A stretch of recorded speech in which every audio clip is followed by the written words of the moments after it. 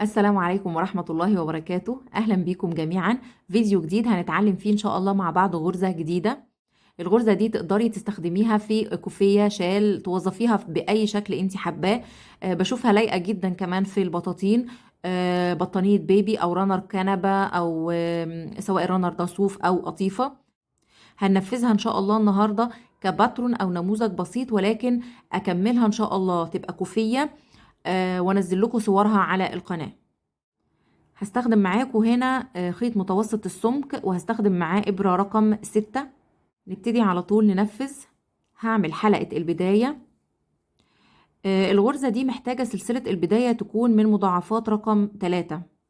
مش هستخدم معاكم هنا إبرة فرق نص أو نمرة. هستخدم معاكم نفس الإبرة اللي هكمل بيها الشغل، عشان اللي ما عندوش غير إبرة واحدة أو ما عندوش التفاوت القريب في مقاسات الإبر.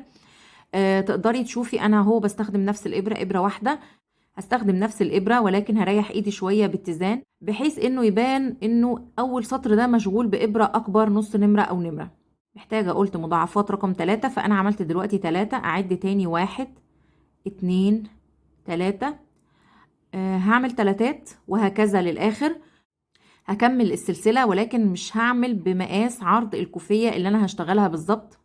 هعمل معاكم أول سطر من السلسلة، مش هعمله تلاتات تلاتات بالظبط، ولكن هزود شوية عدد علشان لما اعمل اول سطر وانا راجعة ما يقفش معايا العدد على غرزة او 2، فاضطر افك واعيد من الاول. لكن بسيب عدد شوية زيادة من الغرز في اول السطر، عشان لو احتجت عدد من السلاسل او احتجت لسه اوصل للمقاس اللي انا عايزاه فمحتاجة سلاسل زيادة، فما اضطرش ابدا ان انا افك اول سطر، ولكن هاخد من السلاسل الزيادة.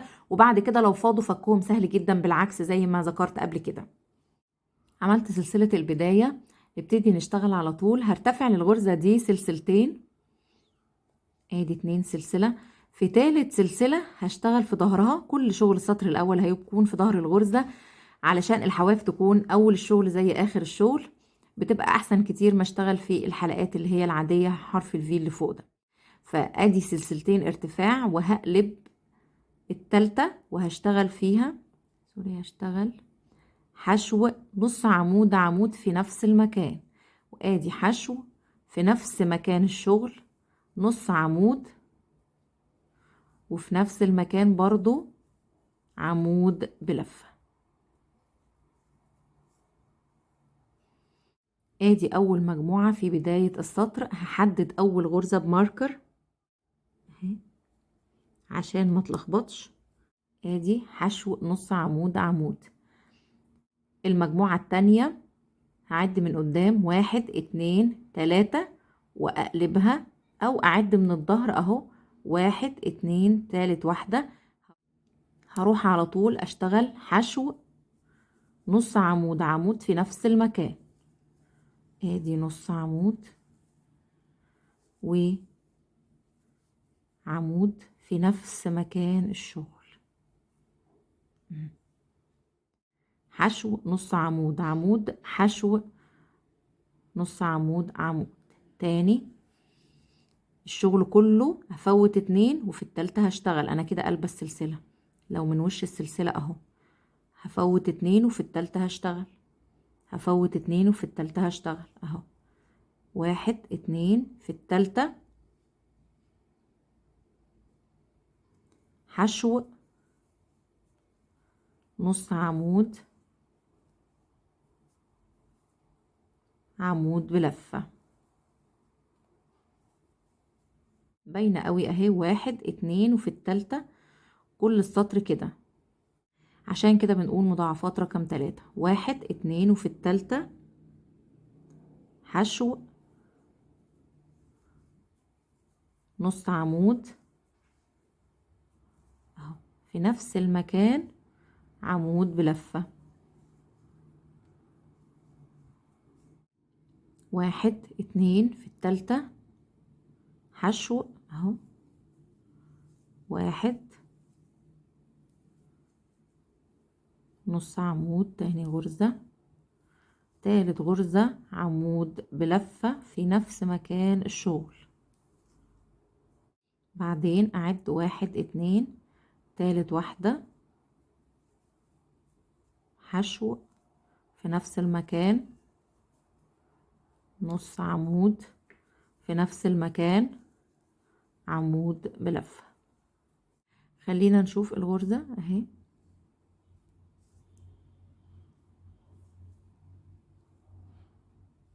هتبان اكتر لما نكرر السطور. هكمل معاكم لما اوصل للعرض اللي انا عايزاه وارجع لكم.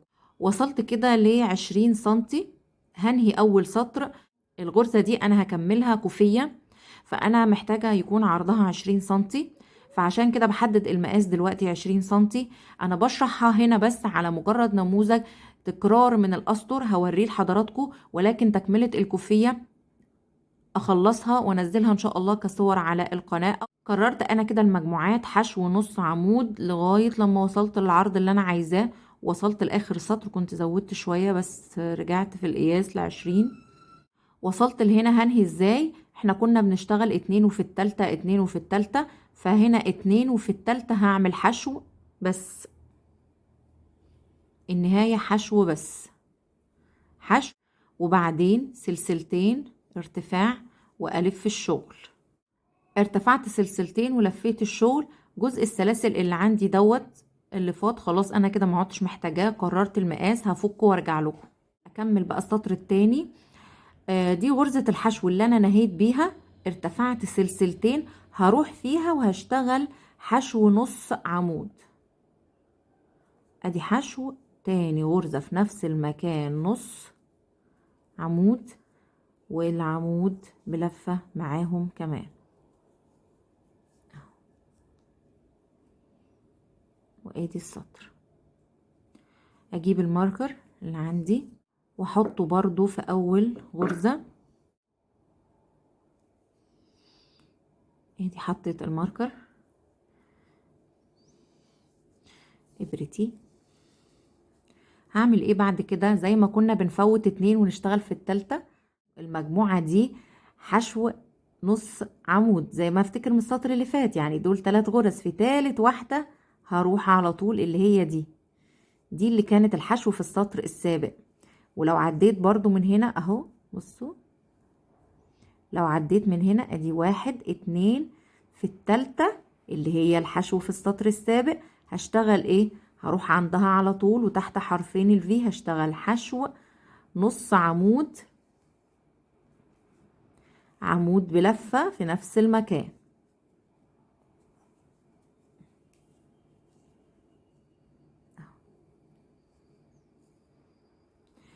تاني دي المجموعة اللي بعد كده، العمود والنص والحشو اهو.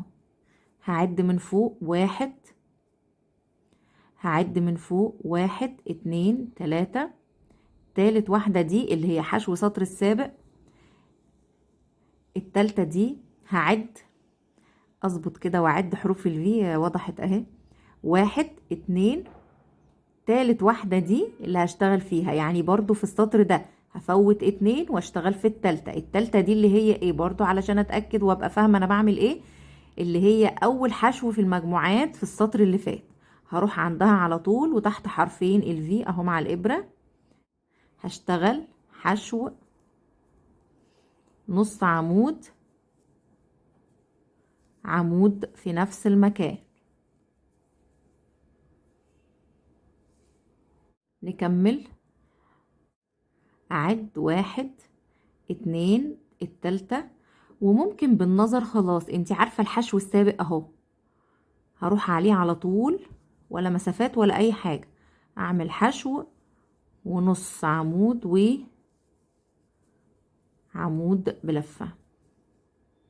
لو شديت الشغل كده هتبان لي حشو السطر السابق، هروح عليها على طول بدون مسافات ولا اي حاجة واعمل المجموعة اللي هي حشو ونص عمود وعمود بلفة.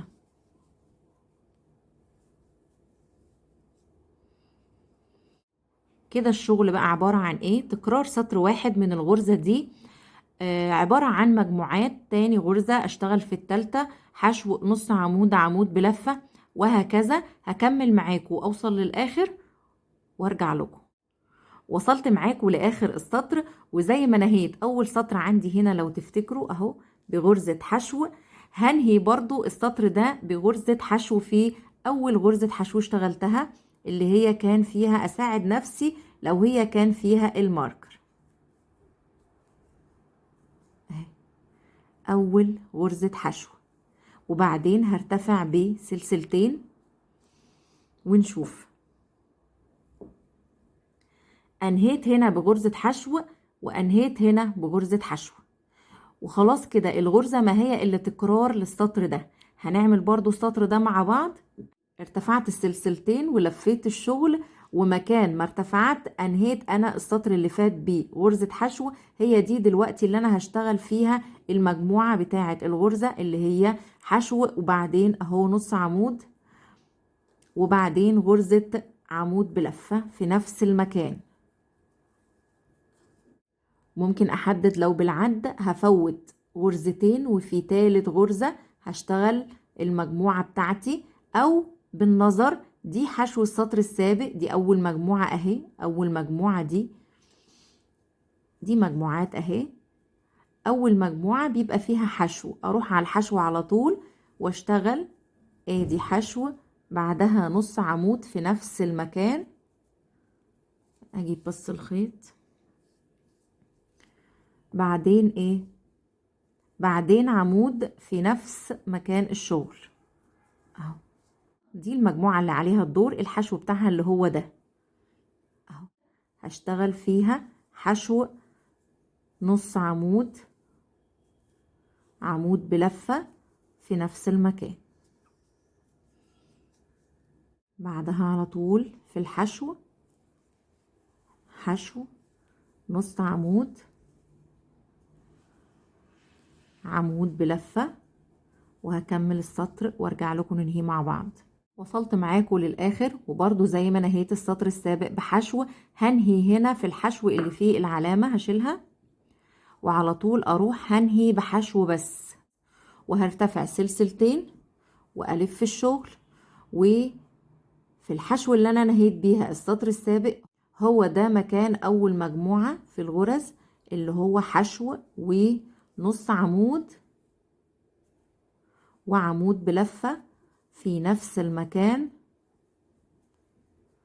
واروح على طول على الماركر احط الماركر في اول غرزة عشان ما اتلخبطش، ونكمل. ارتفعت بالاسطر في شغل القطعة دي بشكل الى حد ما يبين قد ايه الغرزة دي جميلة. الغرزة دي نوعا ما تعتبر من الغرز، مش هقول المعقدة او البارزة، ولكن الكثيفة. لذلك كنت بقول لكم انه مناسب قوي الغرزة دي لشغل البطاطين، سواء بالقطيفة او بالصوف اللي هي بلانكت بيبي، بطانية للبيبي، او رنار صوف في الشتاء لكنبة او غيره. زي ما بقول لكم هي ما تعتبرش غرزة بارزة، ولكن بشكل كبير تعتبر غرزة كثيفة. الكثافة دي جاية من شغل الحشو والنص والعمود. لما العمود يرجع بعد كده يبقى حشو ونص عمود، فالعمود بينزل لما بيبقى حشو فبيتني شوية، فهو اللي بيدي البروز الخفيف قوي ده اللي بنقول ان هو الغرزة كثيفة. غرزة دافية، تليق جدا في اي مشروع انت تعمليه بقى، بالذات للشتاء. غرزة كثيفة، غرزة الى حد كبير دافية. شايفين شكلها اهو. مش عارفة الإضاءة مبينة أو لأ، بس يعني نوعا ما أهو. أتمنى تجربوها وتقولوا لي رأيكم. كده خلاص احنا خلصنا شغل الغرزة دي كعينة تقدري تنفذي بيها شال. زي ما قلت لكم مقاساته من عرض مثلا 50 60 70 اللي انت عايزاه، لطول من المنطقي شوية في الشيلان من متر 60 فيما فوق. بطانية بيبي 80 في 80، متر في 80 اللي برضو انت عايزاه. الجرزة دي جميلة، هتميز اي شغل تشتغلي بيه. يا رب اكون قدرت اوصل شرحها بشكل واضح، ولو بتتابعوني فشكرا جزيلا على المتابعة، ونتقابل ان شاء الله في فيديو جديد، والسلام عليكم ورحمة الله وبركاته.